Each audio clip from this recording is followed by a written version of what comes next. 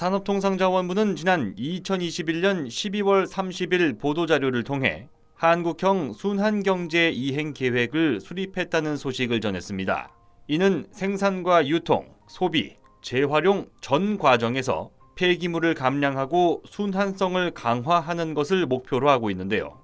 1995년부터 시행된 쓰레기 종량제와 더불어 환경오염에 대한 우리나라 국민들의 수준 높은 인식 덕분에 대한민국은 쓰레기 분리수거에 있어 세계 최고 모범국가로 꼽힙니다. 경제협력개발기구 OECD에서 지난 2017년에 내놓은 자료에 따르면 한국은 폐기물의 80% 이상을 재활용하고 그 가운데 60%가량을 실제로 재사용하며 OECD 평균을 크게 앞선 것으로 나타났습니다. 이미 우리나라는 종이, 금속, 플라스틱, 유리 등 재활용이 가능한 품목을 일반 쓰레기와 별도로 분리 배출하고 있었습니다. 그런데 2021년부터 플라스틱을 다시 두 가지 종류로 나누게 됐는데요. 생수나 음료수를 담는 용기로 많이 쓰이는 투명 페트병은 일반 플라스틱 제품과 따로 내놓아야 하는 겁니다. 내용물을 깨끗하게 비우고 투명 페트병을 둘러싼 비닐 포장도 벗긴 후에 찌그러뜨려 뚜껑을 덮어 내놓으라는 캠페인까지 벌이기도 했습니다.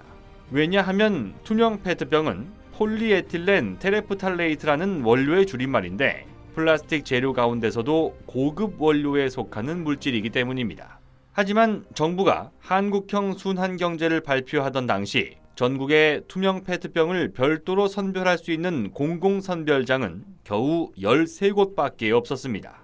국민들이 애써 분리 배출한 투명 페트병이 다시 일반 플라스틱과 뒤섞이고 있다는 사실이 언론에 보도되며 큰 아쉬움을 남기기도 했습니다. 이렇게 어렵사리 따로 회수된 투명 페트병은 잘게 쪼개는 분쇄 과정을 거쳐 다른 플라스틱 원료로 다시 태어납니다.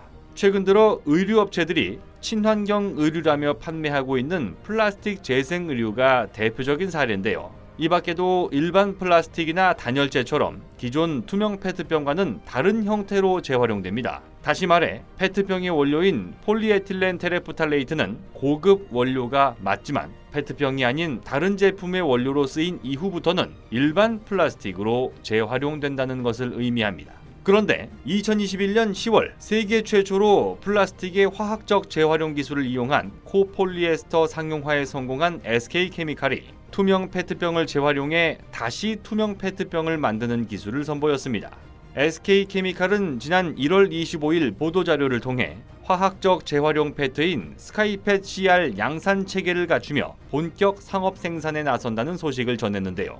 SK케미칼에 따르면 CR펫은 버려진 페트병을 따로 모아 해중합 기술을 통해 순수 원료 상태로 분해하고 그 원료로 다시 페트병을 만들기 때문에 여러 번 재활용해도 오염되거나 품질이 떨어지는 문제가 발생하지 않습니다. 페트병은 물론이고 각종 식품 용기나 식품 포장 필름, 몸에 직접 닿는 섬유로도 재활용이 가능한데요. 글로벌 컨설팅 업체 우드 맥킨지가 지난 2021년 발표한 보고서에 따르면 이처럼 화학적으로 재활용되지 못하고 다른 용도로 바뀌는 기계적 재활용 비율이 90%에 육박하는 것으로 알려졌습니다. 다시 말해 재활용되는 페트병 원료의 11%만 다시 페트병이 될 수 있다는 겁니다. 우리 정부는 한국형 순환경제 이행 계획을 통해 재생원료 사용을 의무화하도록 준비하고 있습니다.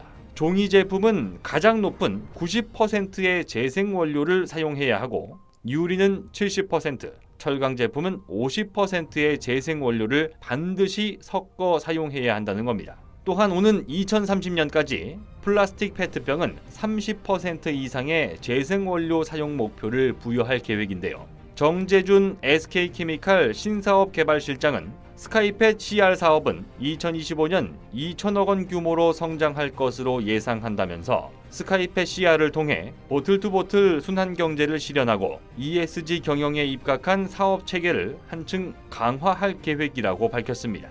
최근 5년간 대한민국 경제는 G7 국가 수준으로 뛰어오르며 선진국으로서의 위상을 더욱 강화하고 있습니다. 이제 우리는 50년 전 석유 파동 시절처럼 돈이 없어 석유를 제대로 사지 못하는 일을 겪을 가능성이 매우 희박합니다. 하지만 무역 수지 흑자 규모를 갉아먹는 가장 큰 주범은 석유, 천연가스와 같은 화석 연료와 각종 천연 자원입니다. 페트병을 페트병으로 재활용하는 기술을 상용화하는 데 성공했다는 이번 소식은 화석연료 사용량을 줄여 탄소 중립 사회를 앞당기는 데 이바지하는 것은 물론이고 불필요한 에너지 자원 수입을 줄이는 데도 기여하게 될 전망입니다.